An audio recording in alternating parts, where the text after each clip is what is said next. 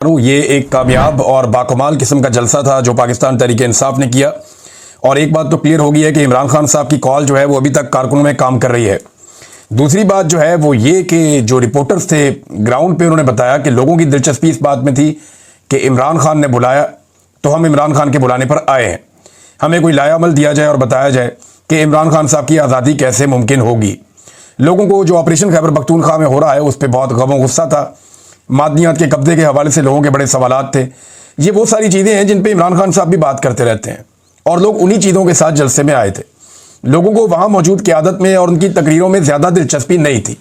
मैं आपको कुछ चीज़ें अभी बताने वाला हूँ जो इस जलसे से रिलेटेड हैं और ये फैक्ट्स पर मबनी है।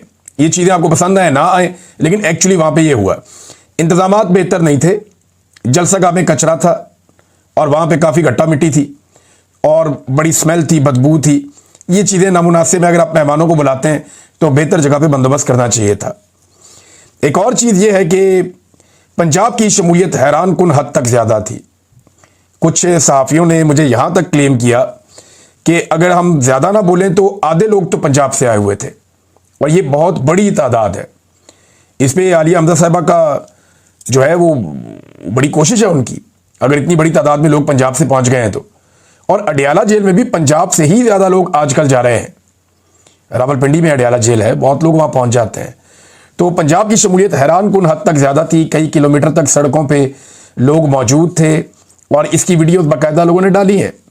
बल्कि एक वीडियो मैं देख रहा था, रज़ी ताहिर साहब ने उसको सोशल मीडिया पर लगाया।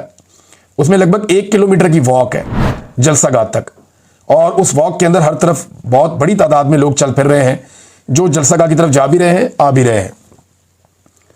अलीमा खानम अपने भाई का बयान पहुंचाने की हद तक मुतहरिक रहती हैं और ये अपने भाई का बयान पहुंचाना कोई मारूसी सियासत नहीं है। अलीमा खानम ने ना तो कोई मेरी दानिश में कोई वज़ीर आला बनना है, ना वज़ीर आज़म बनना है और ना कोई वफाकी या सूबाई वज़ीर बनना है, ना वो गवर्नर बनने में दिलचस्पी लेंगी। उनकी दिलचस्पी सिर्फ अपने भाई का पैगाम इमरान खान साहब को फॉलो करने वाले लोगों तक पहुँचाना है। और ये कोई मारूसी सियासत नहीं है। मारूसी सियासत वो है जो गिलानियों के बच्चे, शरीफों के बच्चे, सरदारियों के बच्चे करते हैं, वो मारूसी सियासत कहलाती है। अब यही पैगाम अलीमा खानम जो है वो स्टेज पे जाके पहुंचा सकती थी, क्योंकि इस जलसागाह में जिसे सबसे ज़्यादा इज्जत दी लोगों ने वो अलीमा खानम थी। जो हसनैन रफ़ीक है, मेरी उनसे रिपोर्ट ही, उन्होंने कहा जी मेरे सामने वो आई हैं और जिस तरह लोगों ने उनको सराखों पर बिठाया खैबर पख्तूनख्वा में जलसागाह में, वो कहते जी उसकी कोई मिसाल नहीं मिलती। फिर जितना खुलकर अलीमा खानम बात करती है उतना कोई और करता भी नहीं है ना। वो बहुत खुल के साफ बात करती हैं कि मेरे भाई ने ये कहा, ये मैंने आवाम तक पहुंचा दिया। तो उन्हें मौका मिलना चाहिए था या उन्हें खुद चाहिए था। अब यानी वो तो यही कह रही हैं कि जी मैं स्टेज पे नहीं जाना चाहती, मेरा सियासत में ताल्लुक नहीं है, मेरी ड्यूटी अपने भाई के लिए है। तो सियासत के ऊपर पाबंदी भी नहीं हो सकती। हर शहरी को ये हक हासिल है कि वो सियासत करे।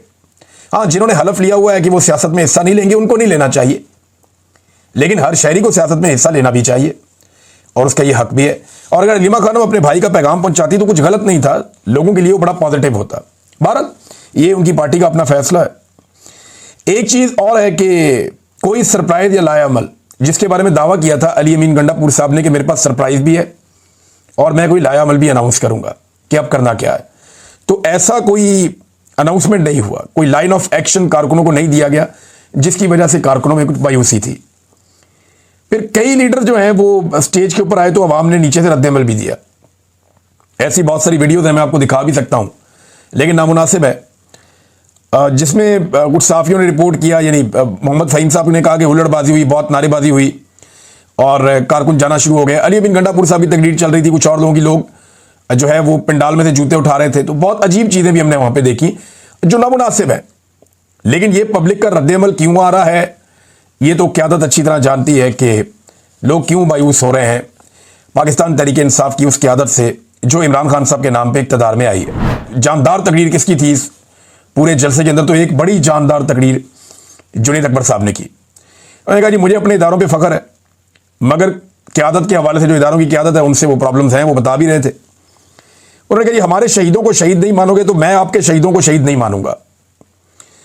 फिर असद कैसर साहब ने बड़ी एक तगड़ी तकरीर की, सलमान अकरम राजा साहब की अच्छी थी।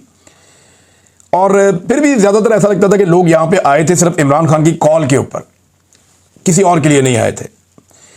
फिर इमरान खान साहब अब क्या कहेंगे इस जलसे के बारे में आपको पहले बता देता हूं। देखिए, there is no other option. Imran Khan के लिए यही एक ऑप्शन है कि लोग क्योंकि बहुत बड़ी तादाद में आए उनके बुलाने पर और सारा मीडिया इसकी गवाही दे रहा है, तो इमरान खान साहब को कौम का शुक्रिया ही अदा करना होगा कि पेशावर में कामयाब जलसा करने पर इमरान खान साहब कौम का शुक्रिया अदा करेंगे।